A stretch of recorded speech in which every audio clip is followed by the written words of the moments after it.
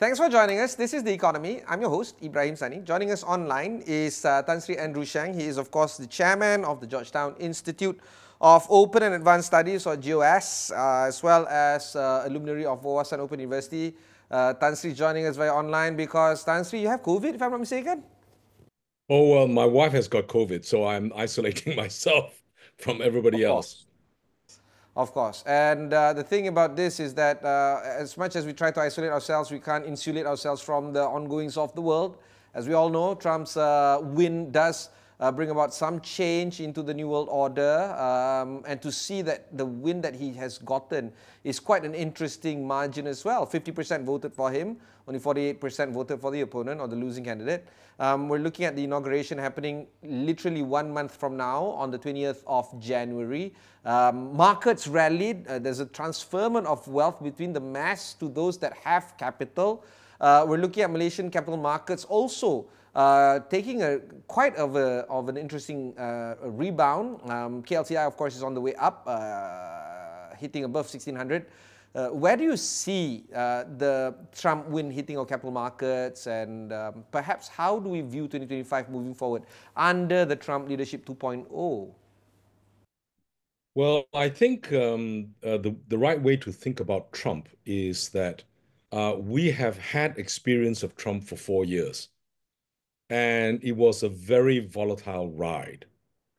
And Trump, this time round, his comeback, which was nothing short of stunning, was not so much a win for Trump as a defeat of his rivals, more like a defeat of the old liberalism model represented by the Democratic Party.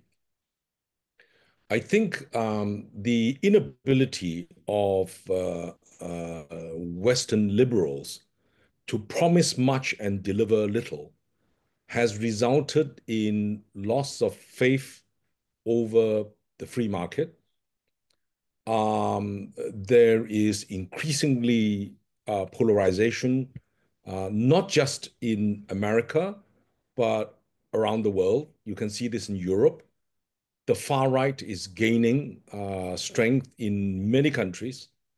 Recent elections have shown that the far rights are gaining strength in Germany, Northern Europe. And of course, you can say that to a large extent, people are psychologically prepared for Trump. Now, he has made some, really surprising, some people would say outrageous appointments in his cabinet. And I think people would be uh, sitting prepared for a wild ride. Now, but I was recently with some Americans at a very high level, and their advice is that Mr. Trump should not uh, uh, be taken literally, but more for his direction.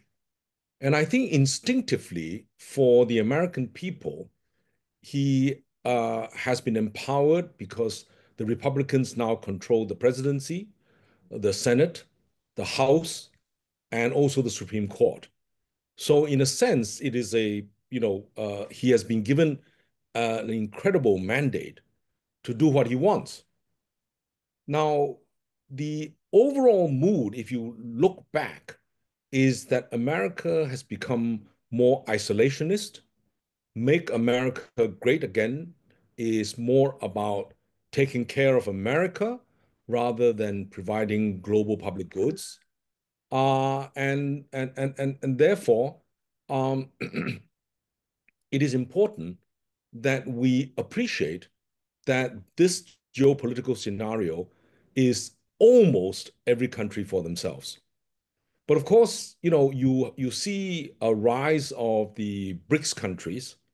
The recent summit that was hosted showed that the more and more emerging markets, including Malaysia, are interested in joining BRICS.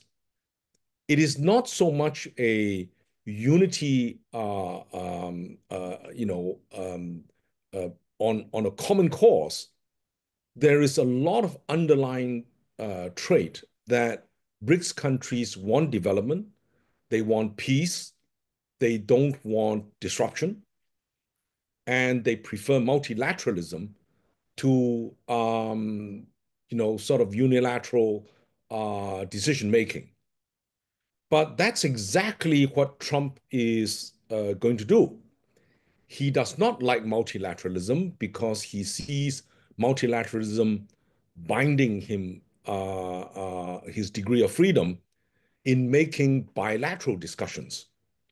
And so he will do transactional bilateral negotiations between countries. Now, since America is the largest economy in the world, it has a lot of advantages in talking to a smaller country. And so what you will find is that, some of the smaller countries will probably cave in. There is no question that Europe is now in deep trouble. The business model of Germany, in particular, which has been based on cheap energy and sales of motor cars, have been disrupted by the Ukraine war and the influx of electrical vehicles, particularly from China. The United Kingdom is struggling to find its new role after Brexit. Japan economy is the stock market is doing reasonably well, but the yen keeps on depreciating. So by and large, at the present moment, the U.S. economy seems to be, the major stronger growth. The Chinese economy is widely perceived to be struggling, and they are struggling also with internal balances. The ASEAN economy seems to be doing well, and I think provided ASEAN does, maintains its neutral path and does not try to take sides and does not incur individual Trump's focus, then I think, overall we should be doing okay. In that, on the stock market issue, very difficult to predict, but I think the rise of Trump, the businessman, is clearly going to be markets friendly. That part is for sure. Whether the markets will be inclusive and be green is now the question that everybody faces, because Trump and his major followers are not followers of green carbon ecological issues. They are very wealth focused and probably very good for the few that has a lot of money and not necessarily for those who don't. Tan Sri, you were mentioning that while the ASEAN economy is on the up and up, Malaysia will be the chairman of ASEAN next year. I met a Ukrainian diplomat, and he says that the fact that we're pivoting towards BRICS, sending our delegates over to Kazan, for instance, a few weeks ago, shows that it is, and quote unquote, a step off the neutrality path. Does that sit well with you when a Ukrainian diplomat says things like that, where we're pivoting towards that? I must say I disagree. I think Ukraine is a tragedy. Ukraine has demonstrated very clearly to anybody who wants to be Ukraine is that when you're caught between two big powers, you will become cannon fodder. And any country that is willing itself to be to become cannon fodder is a grave tragedy. You do not sacrifice your people, your stability for what you perceive to be ideological fundamental rights, in which your country will be destroyed by conflict and war. I'm not trying to take sides. I think Gaza is a classic example where even the International, Criminal Court of Justice is saying that it's bordering on genocide. Many of us would feel actually that is the case. The issue is that the unwillingness of one party to stop, even though the almost all members of the Islamic community guarantee the safety of Israel, seems to me, a not is a diplomatic a tragedy and a human tragedy that will be a blemish on the West over its support of mass killing. But there's also that whole notion of a friend to everyone is a friend to none. Do you feel that Malaysia or even ASEAN needs to actually pick sides in order for us to move ahead and build a stronger economy in this very tumultuous period? I think the idea that the emerging markets do not want a stronger economy is very clearly demonstrated in the Middle East. If under the past, what Israel has done in Gaza would have invoked jihad. But I think every Middle Eastern country has very rationally understood that they stand for peace, they stand for stability, and they stand for national development. And that rationality is what keeps everybody, kind of the temperature down. Otherwise, it would be escalation, and that would be tragic not just for the Middle East, but for the world. Let's bring the discussion down to Malaysia. The present administration has just celebrated their 2 years full anniversary. They have presented 3 budgets, and by and large, they are considered to be a little bit more stable compared to previous administrations of the past. Do you feel that this is the kind of government that we need right now in a very strange and unpredictable world that is currently being operated in? Well, I think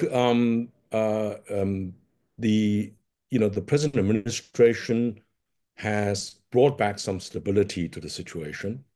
It has brought back focus on the economy, which is exactly what the country needs. Having too many changes in administration and too much politicization has not helped. I think you can see this in the recovery of the ringgit. You can begin to see in the gradual recovery of the economy.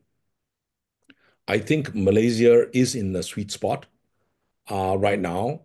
The very fact that there is tense US-China relations means that many factories in China are beginning to move out to neutral areas, and Malaysia is clearly one of their favorite choices. I looked at the recent publication of FDI going out of China. Clearly Vietnam is a major beneficiary, but Malaysia, Singapore, are clearly also beneficiaries, and also Thailand. So in that regard, that's there is the what is welcome is not just the inflow of money, but also the inflow of technology and skills, particularly in the semiconductor supply chains. So it's now very important. In the recent budget, the Prime Minister called for not just the Madani economy, but also continued reforms. And I think, we have been disrupted by the politicization of many issues, but I think major reforms are clearly due. But to a large extent, I think what is more needed is a conversation within the country, what we need to do together with the private sector. And just to rely on, GLCs to continue both the GLCs and the GL investment corporations, the funds, to push the economy is not enough. Clearly, the private sector needs to take a strong lead. And that needs much, much more than just um, uh, what is put into the plans. What is needed is for the top business leaders to demonstrate that they want to invest in the country again. And therein lies the challenge because we're not the only market that is trying to attract businesses to operate in. And I'm not just talking about FDIs, I'm talking about DDIs as well. I'm also talking about new industries that is up and coming. Companies are now leaving China to move into elsewhere, and of course Vietnam and Indonesia tends to win that kind of war against Malaysia in attracting foreign businesses to set up shop. Do you feel that this government has enough in itself to attract businesses to come together as one and build this economy better for the future? Or do you feel that there's a lot of room to grow or improve with regards to this administration? We all have room for improvement. There's no doubt about that. But the regional competition is really strengthening. If you look at our growth, I think we're very happy we got 5.9%. But if you look at what's happening in Vietnam, they're getting closer to 7%. And President Prabowo, Indonesia, which has 270 million people, which is 8 times our economy, eight times our population, roughly, is aiming at 8% growth. The Thaksin family is back, and Mr. Thaksin, the father of the present prime minister, is very pro-business and clearly wants to push very hard. Vietnam, as I said, is literally a little dragon ruled by a single party, very determined on growth, and has been a major beneficiary, not just from investments from China, but also from the United States and elsewhere. So, to a large extent, and in almost every field that Malaysia is in, except palm oil, right? But in the electronics field, whereas previously we could hire Vietnamese engineers, today there are not enough Vietnamese engineers to go abroad. They are fully utilized within their own country to help their own development. So we must do a lot more and not rely on foreign labor, and increasingly focus on how to uplift our overall skills. I have said previously that we live in a window of opportunity, not just because of the geopolitical window, whereby money is moving to the global south, especially the fastest growing area, which is ASEAN, where Malaysia is located, but also because the Fed, the United States, will definitely lower interest rates. And when they lower interest rates, because they cannot fund their growing fiscal deficits and debt over time. Now, when the Fed begins to lower interest rates, the whole world will benefit because the higher dollar causes tighter liquidity, and money tends to flow back to the United States. And anybody who borrows dollars or have currency linked to the dollar will suffer, tight liquidity and therefore capital outflows. So the currency situation and the monetary situation, the monetary policy is going to benefit. We're going to have, a fair wind behind us in that area. But because there is so much competition for external funding, and the amount of surplus is now, the surplus economies, those who have money are going to be pursued by everybody. And so therefore, we really must work harder. Now, what you notice is it's happening in Malaysia, which is a very good sign, is that, states that have a little bit more autonomy, like Sarawak, and have a lot of energy, have now benefited tremendously. States like Johor, which is close to Singapore, have also benefited tremendously. Penang has benefited because of the semiconductor industry. But all these high tech stuff requires huge investments. we're talking about billions, right? Uh, in 2005, investing in a 28 nanometer chip, just the design cost was $29 million, which even in today's terms, not that bad. But at a 5 nanometer chip, the design cost alone is 542 million, which is half a billion. To buy the state-of-the-art ASML lithographic machine, photolithographic machine, costs 350 million US dollars, the equivalent of an Airbus 350. So, if you want to build a fab, a state-of-the-art semiconductor factory, you're literally talking of 2 to 7 billion plus US, not ringgit, right? So all this is high risk capital. And of course, there are spin-offs when you invest not at the high end, but in the middle end, which is where Malaysia's real strength is. But even there, we need, big money. And this is not money which the banking system, which is fundamentally risk adverse and short term, can fund. And Malaysia has been, largely a bank dominated economy. And our stock market, which used to be one of the favorites of the MSCI in the late 80s, early 90s, is today, being overtaken, by the Indonesia market, and the other, sort of emerging markets around us. So to a large extent, we really need to focus on how to revive Bursa. Now, this is not about general macroeconomics because it really is about champion companies.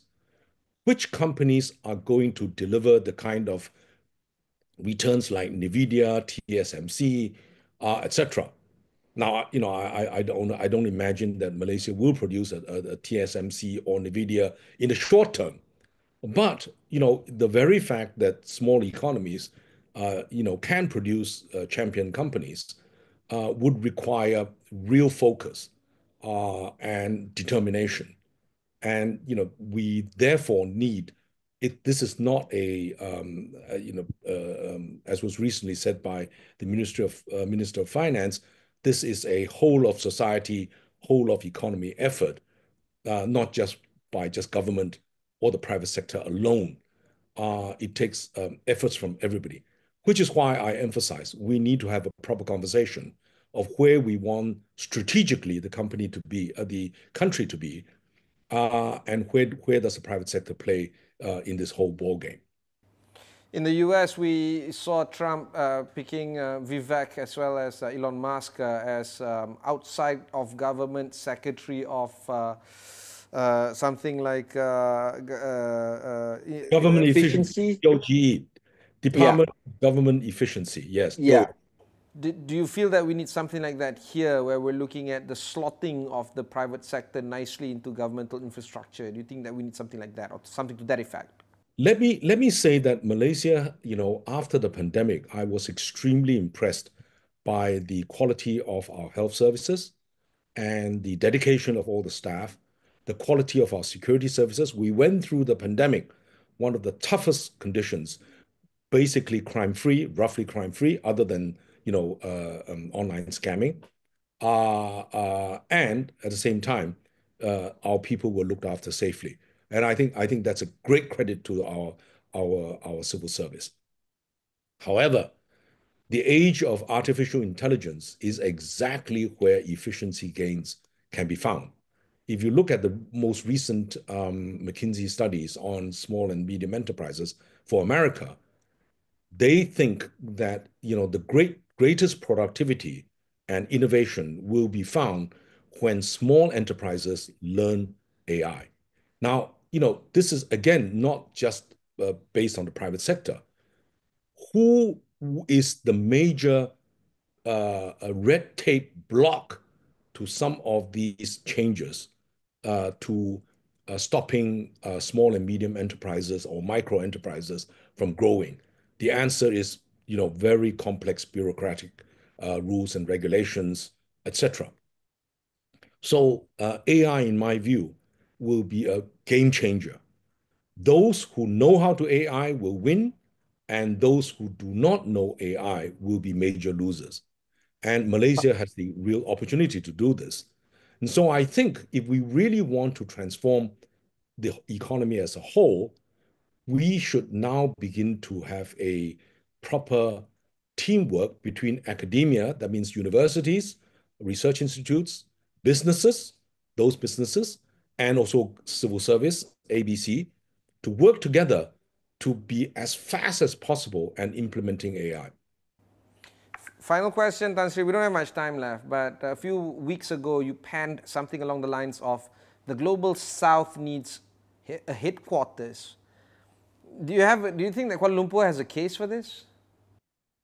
Yes, I think so. But if you want to be headquarters, it's not about offering Kuala Lumpur more buildings, etc. It's about thought leadership. And I think Malaysia has always demonstrated, and I think we have a leader who is able to to express global South sentiments very well, such as our Prime Minister. But we really need to mobilize all our talents together to be able to demonstrate that we can think out of the box and act out of the box.